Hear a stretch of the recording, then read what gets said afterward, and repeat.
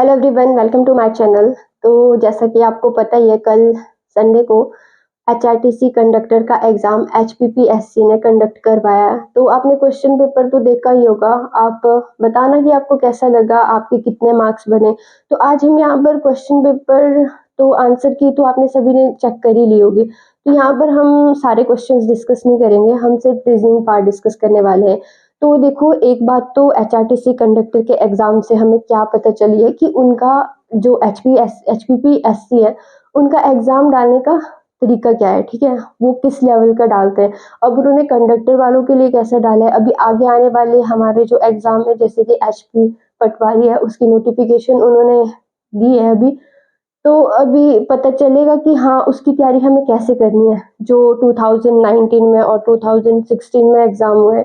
अगर हम उनकी बात करें तो वो हमने अभी मेरी प्रीवियस वीडियो में अगर आपने देखा भी होगा, तो मैंने आपको डिस्कस किया था वो जीके सेक्शन और हिंदी सेक्शन ही किया था बस। तो अगर आपने देखी होगी वो वीडियो, तो आप देख सकते हो कि मतलब बहुत इजी नॉर्मल सा पेपर था कि कोई भी उससे सॉल्व कर सकता है और कोई नेगेटिव मार्किंग नहीं है। लेकिन अभी जो इस बार एग्जाम हुआ है कंडक्टर का, उसमें थोड़ा सा एग्जाम का लेवल भी थोड़ा सा मॉडरेट था और साथ में नेगेटिव मार्किंग, तो थोड़ा सा टफ हो जाता है। लेकिन हमें क्या है, अभी कल वाले एग्जाम से हमें आगे की तैयारी कैसे करनी है ना, इस चीज़ का पता चल चुका है। तो चलो, अभी उसके लिए टाइम है, हम करेंगे। लेकिन हम सबसे पहले तो आज का जो कल एग्जाम में आया था रीजनिंग पार्ट, हम उसे डिस्कस करेंगे। तो आपके पास क्वेश्चन पेपर होगा, लेकिन मेरे पास क्वेश्चन पेपर नहीं है ना, तो मैं फोन से मतलब क्वेश्चन पेपर देखूंगी और आप अपने पास क्वेश्चन देख लेना कि हमें कैसे कौन सा क्वेश्चन सॉल्व करना है। तो 95 जो क्वेश्चन मेरे पास है, उसमें 96 से लेकर के 100 तक क्यूब बेस्ड क्वेश्चंस थे। ठीक है, मतलब 5 क्वेश्चंस टोटल हमारे पास 10 क्वेश्चंस थे जो रीजनिंग से थे। तो हमारे पास मेरे पास जो है वो 96 से 100 तक हमारे पास रीजनिंग है और उसमें क्यूब वाले क्वेश्चंस थे। तो क्यूब बनाने में मुझे तो बहुत ज़्यादा डिफिकल्टी लगती है, मतलब मुझसे बनता नहीं है, टेढ़ा मेढ़ा आया टेढ़ा आड़ा टेढ़ा पता नहीं कैसा कैसा बन जाता है। तो मैंने पहले यहाँ पे क्यूब बनाया, क्योंकि बीच में बनाऊंगी तो बहुत टाइम है ना, वैसे ही मैंने बहुत टाइम वेस्ट कर लिया है। तो देखो, क्वेश्चन था कि 5 सेंटीमीटर लंबाई वाले घन के प्रत्येक पृष्ठ को काला रंगा गया है। ठीक है, तथा इसको 1 सेंटीमीटर लंबाई के छोटे छोटे घनों में विभाजित किया गया है। तब निम्न प्रश्नों के उत्तर दीजिए। ठीक है, तो सबसे पहले तो हमारे पास क्या बोला गया है कि जो ये मतलब 5 सेंटीमीटर वाला एक घन दिया हुआ है। ठीक है, ये कितना है, 5 सेंटीमीटर। और साथ में बोला गया है कि इसको पूरा ब्लैक किया गया है।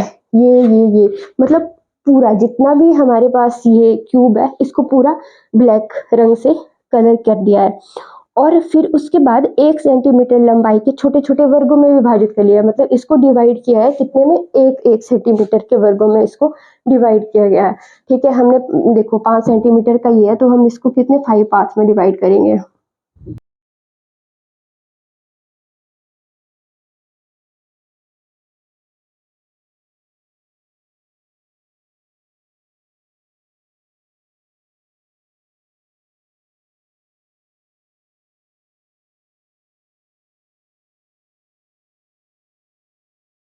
तो जैसे ये मैंने बना दिया है यहाँ पे क्यूब। तो देखो, सबसे पहले तो एग्जाम देने से पहले आपने ये रीजनिंग का कुछ तो देखा ही होगा। आपको पता होगा कि हाँ, ये क्वेश्चन पेपर है, मतलब कि आपका एग्जाम है, तो रीजनिंग में इससे रिलेटेड क्वेश्चंस आने हैं। तो आपको ये तो पता होगा कि हाँ, जब हम ये क्यूब वाले क्वेश्चन सॉल्व करते हैं तो सबसे पहले हमें एन की वैल्यू पता होना चाहिए। ठीक है, और हमें एन की वैल्यू पता कैसे चलती है, एन की वैल्यू हम देखते हैं। सबसे पहले जो हमारे पास बड़ा क्यूब है, ये वाला पूरा बड़ा क्यूब है, पहले इसकी भुजा कितनी है, 5 सेंटीमीटर। 5 सेंटीमीटर अपॉन जो छोटी क्यूब है, क्योंकि छोटा क्यूब का मतलब है कि इसमें कहा गया है ना कि बाद में उसको मतलब 1 सेंटीमीटर में इसको इस डिवाइड किया है। तो जो छोटे वाले की है वो 5 है। तो यहाँ से हमारे पास आ जाती है n की वैल्यू। ठीक है, अब ये n की वैल्यू आई है हमारे पास 5। अब हम इसी n की वैल्यू से पूरे क्वेश्चन, जितने भी हमारे पास जो भी क्वेश्चन आते हैं, उनको सबको हम इससे सॉल्व करेंगे। ठीक है। जैसे कि सबसे पहले ये क्यूब है, ठीक है, 5 सेंटीमीटर वाली थी ये, और इसको 1 सेंटीमीटर में डिवाइड किया है। तो यहाँ पर जो टोटल क्यूब्स है, ये भी क्वेश्चन आया है ना, यहाँ पर जो टोटल क्वेश्चन मतलब टोटल क्यूब्स है वो कितनी है, तो उसको निकालने का फॉर्मूला क्या होता है, n रेज टू पावर 3, और n की वैल्यू कितनी है, 5 रेज टू पावर 3, ठीक है। 5 का ये तो बहुत बेसिक है ना, आपको पता ही होगा, 5 रेज टू पावर 3 का मतलब है 5 मल्टीप्लाइड बाय 5 मल्टीप्लाइड बाय 5 है ना, तो ये आएगा 125। और ये क्वेश्चन भी आया है, देखो 100 क्वेश्चन अपने चक्कर हो गया। 5 सेंटीमीटर वाले बड़े मूलतः घन को काटने के बाद कितने घन प्राप्त होंगे, तो इसका राइट आंसर था हमारे पास C 125, ठीक है। फिर 7 क्या था, केवल 3 रंग वाले पृष्ठ वाले घनों की संख्या कितनी है, ठीक है। मतलब कि ऐसी कौन सी, इसमें पूरे में, एक तो हमने ये ब्लैक कर दिया है पूरा, ये तो हमें सामने से दिखाई दे रहा है, जबकि इसके पीछे भी है, इसके नीचे वाला पार्ट इधर है, इसका इधर वाला पार्ट इधर है, जो कि इनविजिबल है, वो हमारे को दिखाई नहीं देता है, पर हमें एज्यूम करना पड़ता है। जैसे हमारे पास कोई चीज होगी तो हमें सामने, आपको पता है ये फोन है, अब इसकी बैक साइड भी तो होगी, अब ये नहीं है ना कि हमें फ्रंट दिख रहा है तो इसका फ्रंट ही है, बैक भी तो इसका होगा, है ना। तो वैसे ही इसमें है, देखो इसमें क्या बताया है कि आपके पास ये पूरा ब्लैक किया हुआ है, और ऐसे कितने इसमें क्यूब होंगे जो 3 तरह से, मतलब कि 3 तरफ से ब्लैक होंगे, कलर्ड होंगे, और एक तरफ से कोई कलर नहीं होगा, ठीक है।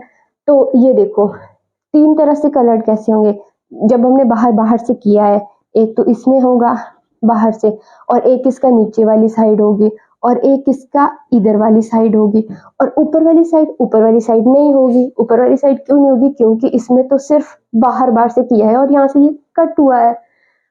तो ये मतलब इसका जो ये क्वेश्चन है, जब भी ऐसा कोई क्वेश्चन आता है, ये बहुत ही बेसिक सा है, इसका हमेशा एक ही आंसर रहता है। अब देखो मुझे क्यूब तो मिला नहीं है, लेकिन मेरे पास ये बोतल का ढक्कन है, जैसे आप मान सकते हो कि ये क्यूब है, ठीक है। इसको कट करेंगे ना तो कैसे आएगा, ये यहाँ से कट करेंगे, इसको यहाँ से कट करेंगे तो कितनी 1 2 3 ये वाली चीज आएगी। जब हम इसको कट करेंगे, अब ये क्यूब है, अब इसको बोला है कि हमने सिर्फ इसको बाहर से किया है, हमने अंदर से अंदर जाके तो उसमें घुसा नहीं होगा ना कलर, तो मतलब कि ये वाली साइड नहीं होगी, तो एक साइड ये होगी, दूसरी साइड ये, तीसरी साइड ये, चौथी ये, पांचवी ये, छठी ये, सातवीं ये, और आठवीं इसकी बैक साइड वाली, क्योंकि एक बैक साइड वाली भी तो होगी जो हमें इनविजिबल है, ये मान के चलता है कि हाँ ये वाली यहाँ पे, ठीक है। ये जो इनविजिबल है, जो हमें दिखाई नहीं दे रही है, कितने 1 2 3 4 5 6 7, एक लास्ट 8, ठीक है। तो क्वेश्चन क्या था कि 3, मैंने फोन कहाँ रख दिया, तो ठीक है ना। क्वेश्चन क्या था, केवल 3 काले रंग वाले पृष्ठ वाले घनों की संख्या कितनी है, ठीक है। तो इसका राइट आंसर था हमारे पास बी, कितनी 8। फिर देखो आप क्वेश्चन नंबर 98, केवल 2 काले रंग वाले पृष्ठ वाले घनों की संख्या कितनी है, ठीक है। अब देखो हमारे पास क्या है, ये हमने 3 किया, ये 3 में था, ये 3 वाला है, ये 3 वाला है, ठीक है। तो 2 वाला कौन सा होगा, अभी आप खुद ही सोचो। जब हमारे पास क्यूब है, ठीक है, ये मान लो कि हाँ इसका ये 5 है, ठीक है, 1 2 3 4 5, ठीक है। इधर 3 वाला है, इधर 3 कलर, इसके 3 पार्ट कलर्स है, इधर इसके 3 है, तो मतलब कि 2 पार्ट कहाँ पे कलर्ड होंगे, जब हम इसको यहाँ से काटेंगे तो यही नहीं होगी, एक ये वाला, दूसरा ये वाला, ये है ना, यही होगा। तो ये मैंने आपको बताया था, ठीक है। जब भी हमारे पास ऐसा क्वेश्चन आता है कि हमें 2 कलर्ड, किसी भी क्यूब में हमें 2 कलर्ड फेसेस हमें डिस्कवर करने हैं, तो हमारे पास फॉर्मूला होता है क्या, n-2 इंटू 12, ठीक है। तो n की वैल्यू हमें पता है, n की वैल्यू कितनी है 5 माइनस 2 इंटू 12, ठीक है। अब 5 माइनस 2 3 12 3s are 36। अब देखो क्वेश्चन नंबर 98 का ऑप्शन डी हमारे पास 36 दिया है, ठीक है, 36 इसका राइट आंसर होगा। तो देखो नेक्स्ट क्वेश्चन है हमारे पास 99, how many cubes are there which have none of their faces coloured with any colour, ठीक है, ऐसे कितने इसमें क्यूब्स है जिसमें कोई भी कलर नहीं है, मतलब कि जो कलरलेस है, ठीक है। तो हमारे पास उसके लिए एक फॉर्मूला होता है, उसमें आता है n-2 रेज़ टू पावर 3, ठीक है, n-2 5 - 2 कितना है 3 रेज़ टू पावर 3 कितना हुआ 3 तिये 9 9 तिये 27। इसका मतलब कि हमारे पास 27 ऐसे क्यूब्स है इसमें जिसमें कि कोई भी कलर नहीं है। अब देखो 99, ठीक है, 99 का था हमारे पास ऑप्शन बी, ठीक है, 100 हमने कर चुके हैं, 100 हमने किया है अभी, 125 इसका आंसर था, और क्योंकि 5 रेज़ टू पावर 3 किया था, है ना, तो ये 125 आया था। 99 हो गया, 98 हो गया और 97 भी हो गया। नेक्स्ट क्वेश्चन है हमारे पास, how many cubes are there with only one face coloured black, ठीक है, 96 क्वेश्चन है हमारे पास कि ऐसे कितने क्यूब्स है इसमें जिनका सिर्फ की वन ही फेस कलर्ड है, ठीक है। तो ये हमने 2 फेस के लिए ये वाला फॉर्मूला किया है, ठीक है। तो 1 फेस के लिए फॉर्मूला है 9 - 2 इंटू, ठीक है, इधर 12 है, 12 का हाफ 6, ठीक है, 6 साथ में हम इसमें लगाएंगे यहाँ पे स्क्वायर। 9 की वैल्यू पता है, n की वैल्यू पता है, n-2 कितना है 3 रेज़ टू पावर 2 इंटू 6, 3 तिये 9 कितना है ये 9 6 54। अब आप देखोगे ऑप्शन फर्स्ट 96 का हमारे पास है ऑप्शन ए। ये हमारे पास क्यूब्स के क्वेश्चंस थे, ये 5 क्वेश्चन, और उसके बाद हम जाएंगे 95 क्वेश्चन पे। 95 तो मतलब बहुत ही सिंपल सा क्वेश्चन था। 5 में इसमें आपके पास दिया था कि पहले 2 शब्दों के संबंधों के आधार पर दूसरी जोड़ी में अनुपस्थित शब्द का सही है, ठीक है। डॉक्टर दिया है, डॉक्टर के बाद नर्स दिया है, जैसे ये आपके पास दिया है डॉक्टर के साथ दिया है नर्स, फिर आगे दिया है आपके पास फॉलोअर, ठीक है, फॉलोअर। तो ऑप्शन में दिया था वर्कर, यूनियन, एम्प्लॉय, लीडर। तो जो फॉलोअर्स होते हैं वो किसके होते हैं, एक लीडर के, नेता के, है ना। तो इसका आंसर आना था हमारे पास लीडर कौन से ऑप्शन में है 95 का डी ऑप्शन। फिर है जी 94 भी बहुत ही सिंपल सा क्वेश्चन था। आपके पास इधर क्वेश्चन मार्क दिया है और इधर आपके पास 9 है, इधर 18 है और इधर 27 है। तो ये देखो 9 है, 9 प्लस 9 क्या है 18 प्लस 9 27 और इसमें ऐड करेंगे तो 36, ठीक है। 36 ऑप्शन है हमारे पास, कौन सा ऑप्शन में, बी ऑप्शन में, ठीक है, बी ऑप्शन इसका राइट आंसर था। फिर है 93, हाँ 93 है, एक महीने का चौथा दिन शनिवार है, ठीक है, और तब उसी महीने का 27वां दिन कौन सा होगा, चौथा दिन कौन सा है सैटरडे, ठीक है, चौथा दिन सैटरडे, हमें फाइंड करना है 27वां दिन। इसमें ऐड करोगे 7 11, ठीक है। एक वीक में कितने दिन होते हैं 7, जब 4 को सैटरडे है तो 7 दिन बाद फिर सैटरडे आएगा, ठीक है। अब 11 को फिर सैटरडे आ गया, 11 + 7 करोगे तो 18 को फिर सैटरडे आएगा, ठीक है। अभी हम 27 तक नहीं पहुंचे हैं, फिर आप फिर 7 करोगे तो ये आ जाएगा 25। अब 25 को आपके पास सैटरडे आ गया है, 26 को संडे और 27 को मंडे। 27वां दिन कौन सा हुआ, 27वां दिन आया हमारे पास मंडे। तो इसका राइट आंसर था ए मंडे। फिर 92 क्वेश्चन है, मतलब रीजनिंग तो काफी इजी आई थी, हम कह सकते हैं कि हाँ इजी है, जिसकी रीजनिंग अच्छी होगी उसका अच्छा हुआ होगा रीजनिंग वाला सेक्शन, तो ठीक है। तो 92 क्वेश्चन था हमारे पास कि एक कितने 49, एक लाइन में कितने बच्चे बैठे हैं, 49 स्टूडेंट्स बैठे हैं और कह रहा है कि नितिन का स्थान 18वां है, ठीक है, नितिन यहाँ से 18वें पे है मान लेते हैं यहाँ पे, और नितिन की पोजीशन है 18th, और फिर कह रहा है कि टोटल 49 स्टूडेंट्स है, यहाँ तक कितना है 49, 1 से लेकर के 49 तक, ठीक है।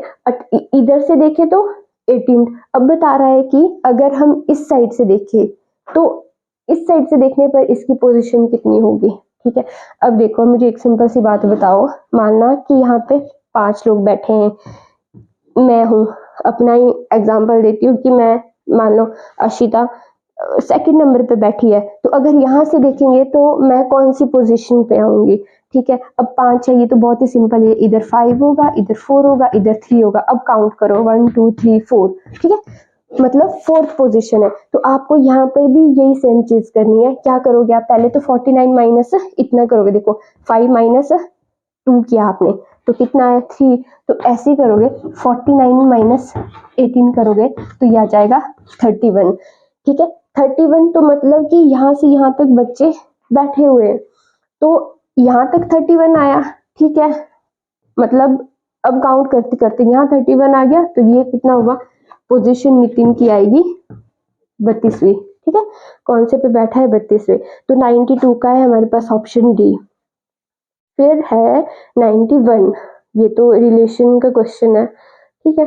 एक महिला को संकेत से दिखाते हुए राम प्रकाश बोला, ठीक है, अभी इसको तो बोर्ड पे करने की जरूरत नहीं, लेकिन चलो ठीक है फिर भी, है ना, मान लो ये है कोई महिला, ठीक है जी, इधर है राम प्रकाश, राम प्रकाश ये बंदा कह रहा है कि इस लड़की को, इस लेडी को, कि ये उस महिला की पुत्री है जो मेरी माँ, मतलब मेरी माँ के पति, मेरी माँ का पति कौन हुआ, मतलब मेरा पापा, मेरे पापा की माँ, पापा की माँ कौन हुई, पापा की माँ हुई दादी, ठीक है, पापा की माँ है दादी, मतलब किसकी पुत्री है, दादी की पुत्री, कैसे, ये उस महिला की पुत्री है जो मेरी माता के पति मतलब पापा, पापा की माँ मतलब दादी, दादी की पुत्री हुई ना, फिर दादी की पुत्री कौन होती है, बुआ, और बुआ है तो हमारी क्या लगी, अरे बुआ ही लगी ना, मतलब दादी की बेटी है तो मतलब हमारी बुआ लगी, तो बुआ हमारे ऑप्शन में कहाँ है, बुआ नहीं है यहाँ पे, आंटी, तो इसका ऑप्शन हो जाएगा ए, ठीक है। और नेक्स्ट क्वेश्चन है, ठीक है, नेक्स्ट क्वेश्चन हमारे पास ये मैथ्स का है कि अंक 61 84 है ना, इसमें से 8 के स्थानीय मान तथा अंकित मान का अंतर कितना है, तो ये तो बहुत ही बेसिक सा क्वेश्चन है ना, तो इसमें क्या करोगे आपके अंकित मान, ये देखो 6 1 8 4 5, ठीक है, 8 4 5, इसमें बोला है कि प्लेस वैल्यू और फेस वैल्यू में, है ना, लोकल वैल्यू और फेस वैल्यू में आपको पता करना, ठीक है। ये तो स्थानीय मान कौन सा होता है, स्थानीय मान ये 8 और पीछे 0 लगा दो, 800 इसका स्थानीय मान है, अंतर मतलब कि माइनस करना है, और आपके पास दूसरा है अंकित मान, अंकित मान वही रहता है जो मतलब एग्जैक्ट वैल्यू रहती है ना, किसी की भी वही अंकित मान होता है, माइनस कर दोगे 8, कितना आया ये 297 792, मतलब 80 कौन सा ये 90 है ना, 90 का है 792, तो ये थी रीजनिंग के कुछ क्वेश्चन, और ये तो मैंने ऐसे आपको एक मैथ का क्वेश्चन बता दिया था।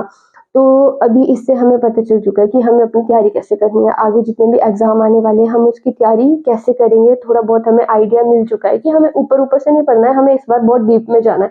तो अगर आपको भी एचपी पटवारी या फिर एचपी जेबीटी कमीशन कुछ भी है ना, तो आपको किसी भी कॉम्पिटिटिव एग्जाम की तैयारी करनी है तो आप मेरे चैनल से जुड़ सकते हो, मैं आपको यहाँ पर अच्छे से वीडियोस प्रोवाइड करवाऊंगी मैं, ठीक है। तो आज के लिए तो बस इतना ही, थैंक यू, बाय बाय।